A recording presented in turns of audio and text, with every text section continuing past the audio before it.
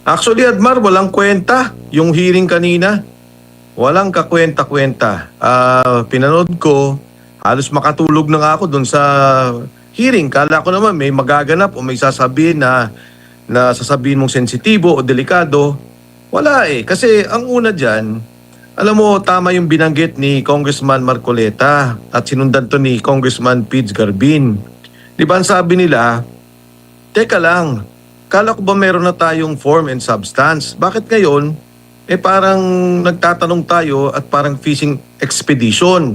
Para mapaliwanag to at maintindihan ng ating mga kababayan. Kasi di ba nagsabi ka na merong problema sa salin? Sana, kasi ang hirap nung sabihin mong unexplained wealth.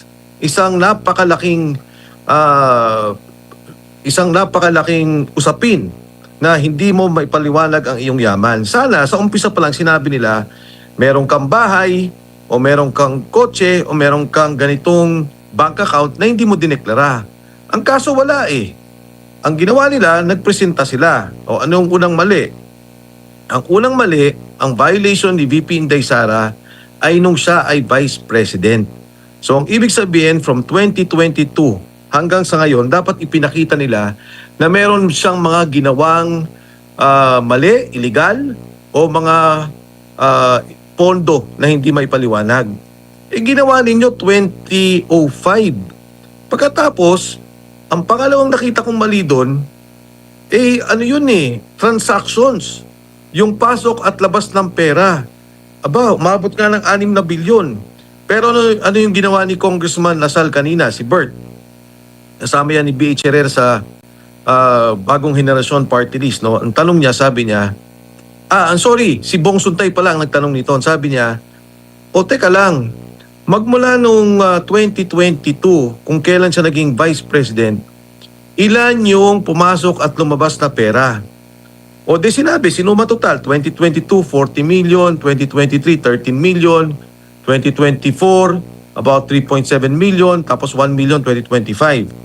Pag sinuma total mo yon, more or less 60 million pesos ang lumabas at pumasok. Ang ibig sabihin na lumabas at pumasok, kung ikaw kunyari, swelduhang tao ka, kumikita ka ng 30,000 a month, ang gastos mo naman ay umaabot ng 25,000, biruin mo ang nire-report ng ANLA, 30 plus 25, 55,000 pesos. Ang naiwan mo lang naman sa bangkong totoo, 5,000 pesos.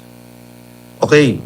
So, ang 60 million, hindi yun ang naiwan sa bank account ni VP Inday. In fact, hindi naman niya sinabi, hindi niya mapaliwanag. Sabi niya, ilan ba yung naiwan? Sabi niya, hindi ko alam. Basta ito po yung pumasok at lumabas. Yung kanina pinapaliwanag ni Kong BH, napakinggan ko siya. Kasi alam mo, sa AMLA, pag 500,000 and above, nire-report ka agad. Normal yun. Kahit sino sa atin, 500,000 and above, reported ka agad yan sa AMLA.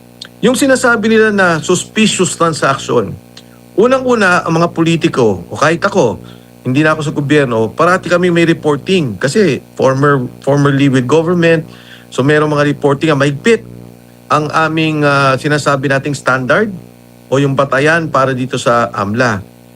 So hindi ibig sabihin may pumasok na pera, illegal ka agad.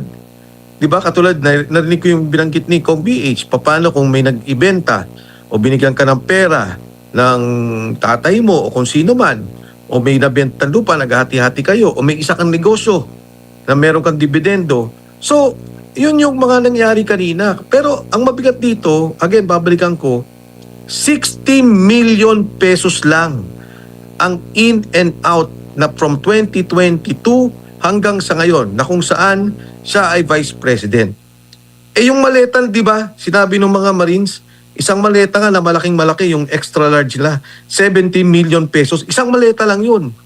Ito, buong pag-upo niya, magmula 2022, ang parang pinapalabas nila na may kamalian. So, wala akong nakitang, hindi ko nakitaan ng kung ano man yun na sinasabi 6 na bilyon, in-out nga ang sinabi. Hindi naman sinabing nasa bank account na yun At hindi lang in, may out pa. Kung ano yung in at ano yung out, binilang mo. At yun ang tinotal mo na sinabi mo, ito ang pera na pumasok at lumabas sa kanyang account.